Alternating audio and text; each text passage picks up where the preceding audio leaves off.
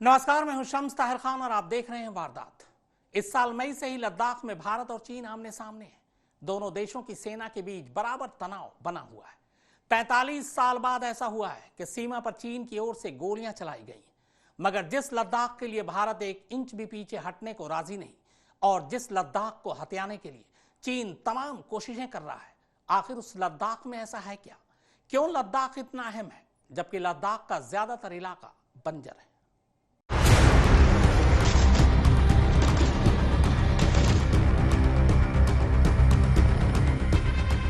आज भी खबर छपी है, चाइना वाचिंग प्रेसिडेंट ना अर्थव्यवस्था के बारे में आप बोलते हैं, ना चाइना के बारे में आप बोलते हैं। कुछ बोलिए, देश आपकी ओर देख रहा है। सेना के जवानों के पीछे देश खड़ा है।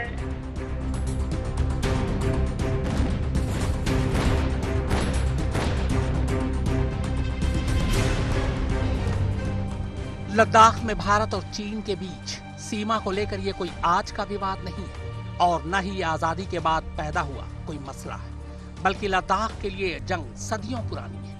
यह मामला इतना ज्यादा उलझा हुआ है कि ऊपरी तौर पर यह समझ में भी नहीं आएगा। इसे जानने के लिए इसकी तह तक जाना जरूरी है।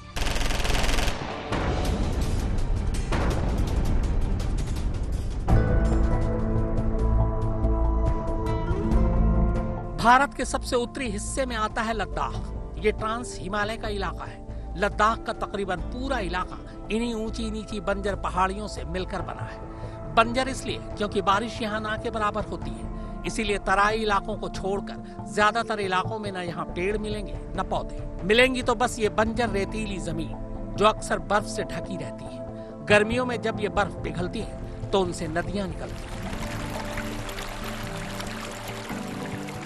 जिनके इर्द गिर्द बसी घाटियों में ही कुछ लोग रहते हैं। कुछ इसलिए क्योंकि करीब 60,000 वर्ग किलोमीटर के इस पूरे इलाके की आबादी करीब 3.25 लाख ही है।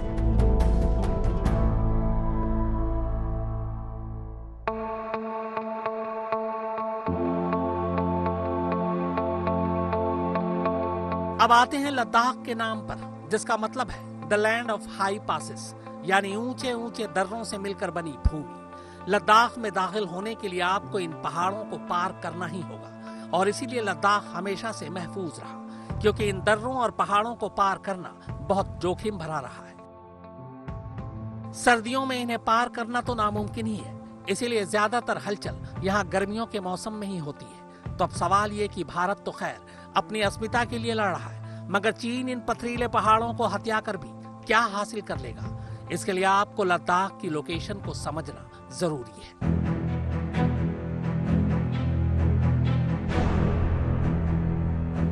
भारत के नक्शे पर यह पूरा का पूरा इलाका लद्दाख रीजन या लद्दाख क्षेत्र कहलाता है। इसमें अक्साई चीन का वो हिस्सा भी शामिल है जिसे चीन ने पहले ही कब्जा रखा है। पहले लद्दाख का ये इलाका जम्मू कश्मीर राज्य में आता था, मगर अब खुद लद्दाख को ही केंद्र शासित प्रदेश बना दिया गया है। इस यूनियन टेरिटरी में सिर्फ 2 जिले आते हैं, लेह और करगिल।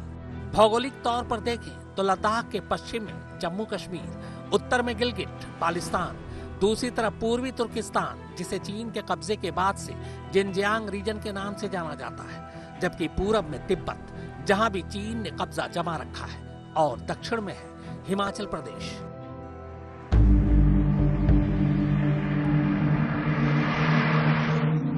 लद्दाख और तिब्बत की अहमियत हमेशा से इसलिए रही है क्योंकि लद्दाख और तिब्बत सिल्क रूट के बिल्कुल बीचों बीच है। चीन से जो सिल्क रूट निकलता था वो तिब्बत और लद्दाख होते हुए ही जाता है, जो चीन को सीधे मध्य एशिया, यूरोप और मिडिल ईस्ट के देशों से जोड़ता है और नीचे भारत को कनेक्ट करता है। तो एक तरह से लद्दाख को आप सिल्क रूट का चौराहा कह सकते हैं, जहां से चौतरफा व्यापार के रास्ते खुलते हैं।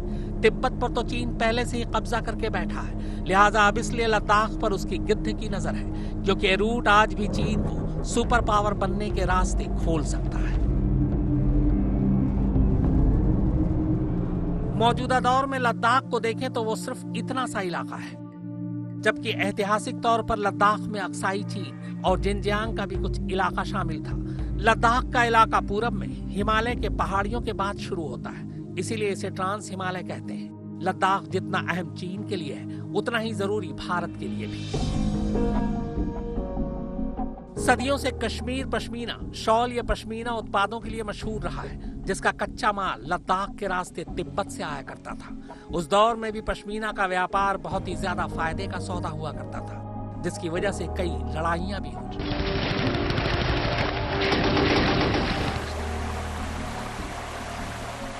लद्दाख के इतिहास की कहानी शुरू होती है 7वीं सदी से। उस दौर में इस पूरे दक्षिण एशियाई इलाके में तिब्बत साम्राज्य बहुत मजबूत माना जाता था और तब तिब्बत की सीमा में मौजूदा पीओके से लेकर लद्दाख तक आता था।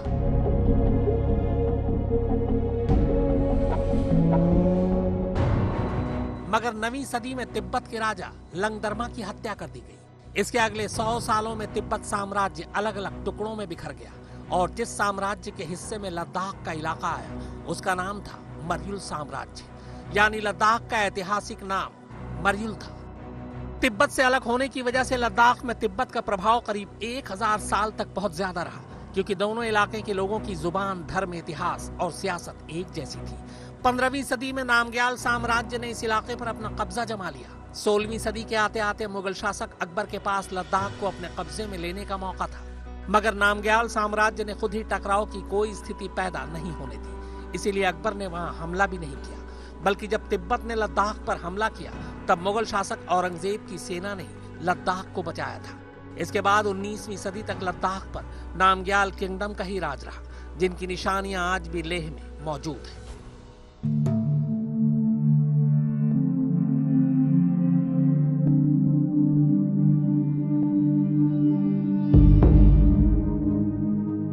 इधर 19वीं सदी में सिख साम्राज्य मजबूत हो रहा था और महाराजा रंजीत सिंह ने कश्मीर के साथ साथ लद्दाख पर भी कब्जा जमा लिया। अब लद्दाख पर सिख डोगरा शासन था, मगर उसके पड़ोस में पड़ने वाले तिब्बत में सत्ता बदल चुकी थी। अब तिब्बत में किंग साम्राज्य का शासन था। डोगरा शासन अब व्यापार को मद्देनजर रखते हुए पूरे सिल्क रूट पर कब्जा चाहता था, यानी लद्दाख के साथ साथ अब उसकी नजर पश्चिमी तिब्बत पर भी थी। मगर जंग में डोगरा शासक हार गए, जिसे आज भी सीनो सिख वॉर के नाम से जाना जाता है। इस जंग में किंग साम्राज्य की सेना लेह तक पहुंच गई। हालांकि फिर एक संधि के तहत दोनों की पहले वाली सीमा ही कायम रही, यानी लद्दाख डोगरा शासन के पास और पश्चिमी तिब्बत किंग साम्राज्य के पास। हालांकि इसके 4 साल बाद ही 1845 में डोगरा शासन अंग्रेजों से हार गया। सुप्रतीम बनर्जी और फारूक माब हैदर के साथ शम्स ताहिर खान, आज तक। सदियां बीतती गईं, राजा महाराजा बदलते रहे, मगर लद्दाख की तस्वीर नहीं बदली। वो पहले भी बिना बॉर्डर के इन्हीं पहाड़ों के भरोसे था और आज भी है। डोगरा शासन से जंग जीतने के बाद अंग्रेजों ने लद्दाख में सीमा बनाने की कई कोशिशें की, मगर वो भी नाकाम ही रही। दरअसल तिब्बत और लद्दाख के इलाके में पहाड़ों की वजह से बॉर्डर तय करना मुश्किल था और इनकी संस्कृति इस कदर मिलती जुलती थी कि अंग्रेज ये अंदाजा भी नहीं लगा पाते थे कि कहां लद्दाख खत्म होता है और कहां से तिब्बत शुरू होता है। लद्दाख के इस नक्शे को बहुत गौर से देखिए। यहाँ आपको कई रंग बिरंगी लाइनें नजर आ रही होंगी। ये दरअसल वो रेखाएं हैं जिनका प्रस्ताव सरहद के तौर पर ब्रिटिश हुकूमत के वक्त रखा गया था। यानी अंग्रेज शासन ने कोशिश तो बहुत की कि लद्दाख की सीमा का निर्माण किया जाए, भले ही वो कागज पर क्यों ना हो, मगर वो तमाम कोशिशें नाकाम हुई।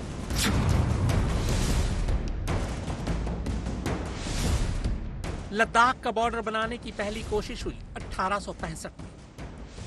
ये धारीदार लाइनें जो आप देख रहे हैं, इसे जॉनसन लाइन कहा जाता है, जिसे भारत आज भी अंतर्राष्ट्रीय स्तर पर अपनी सीमा मानता है। अगर आप भारत के नक्शे को देखेंगे तो अक्साई चीन को मिलाते हुए जो लाइन आपको नक्शे के अंदर दिखती है, वो जॉनसन लाइन का ही हिस्सा है, जिसे उस वक्त के ब्रिटिश सर्वेक्षक विलियम जॉनसन के सर्वे के आधार पर खींचा गया था।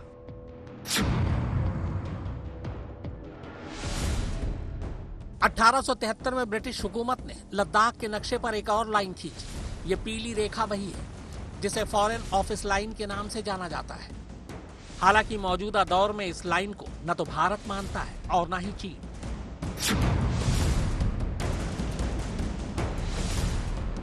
तीसरी कोशिश हुई 1897 में, जिसे मैकार्टनी मैकडोनल्ड लाइन के नाम से जाना जाता है। यह हरी लाइन जो आप देख रहे हैं, यह वही मैकार्टनी मैकडोनल्ड लाइन है जिसे जॉर्ज मैकार्टनी और सर क्लाइड मैकडोनल्ड ने एक दूसरे सर्वे के हिसाब से खींची थी। इसके हिसाब से यह अक्साई चीन वाला हिस्सा उस वक्त के तिब्बत में जा रहा था। शुरुआत में तो चीन ने इसे मान लिया था, मगर बाद में वो इससे पलट गया। चीन ने कहा कि वो लद्दाख में इस धारीदार लाइन तक के हिस्से का दावा करता है, जिसमें गलवान घाटी भी आती है, जबकि वहां तब तक उसकी मौजूदगी भी नहीं थी।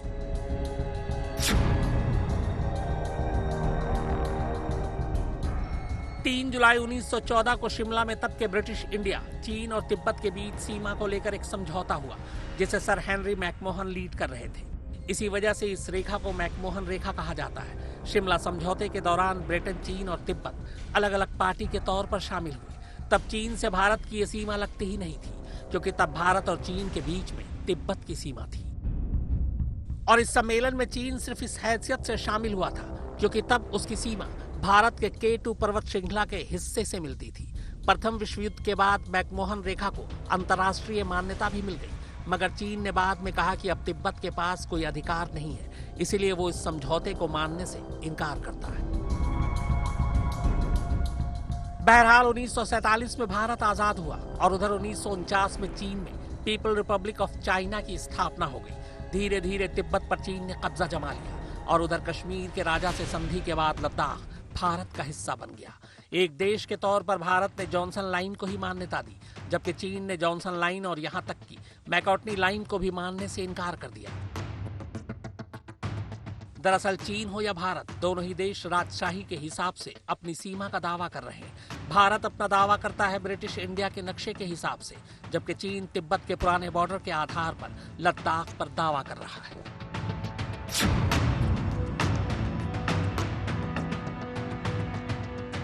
1950 के दशक में चीन का दखल लद्दाख में बढ़ना शुरू हुआ। बॉर्डर विवाद को देखते हुए 1961 में तत्कालीन प्रधानमंत्री जवाहरलाल नेहरू और पीपल रिपब्लिक ऑफ चाइना के पहले प्रीमियर चाओ एनलाई ने बातचीत करके इसको सुलझाने की कोशिश भी की, मगर बात बनी नहीं।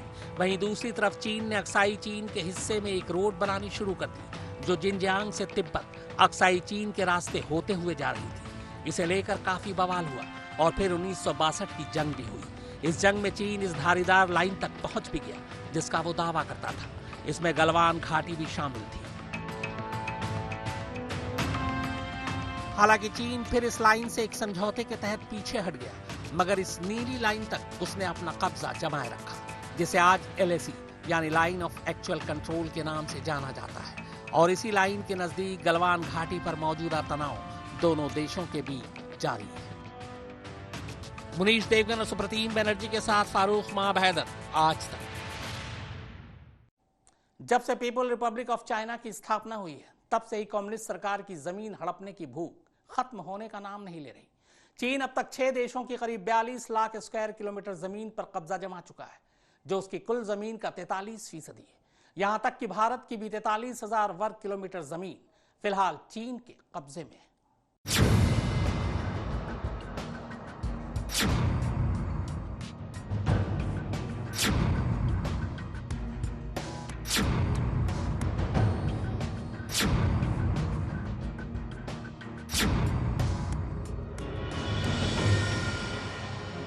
रूस और कनाडा के बाद चीन दुनिया का तीसरा सबसे बड़ा देश है। चीन का कुल एरिया 97,06,961 वर्ग किलोमीटर में फैला हुआ है। चीन की 22,117 किलोमीटर लंबी सीमा 14 देशों से लगती है।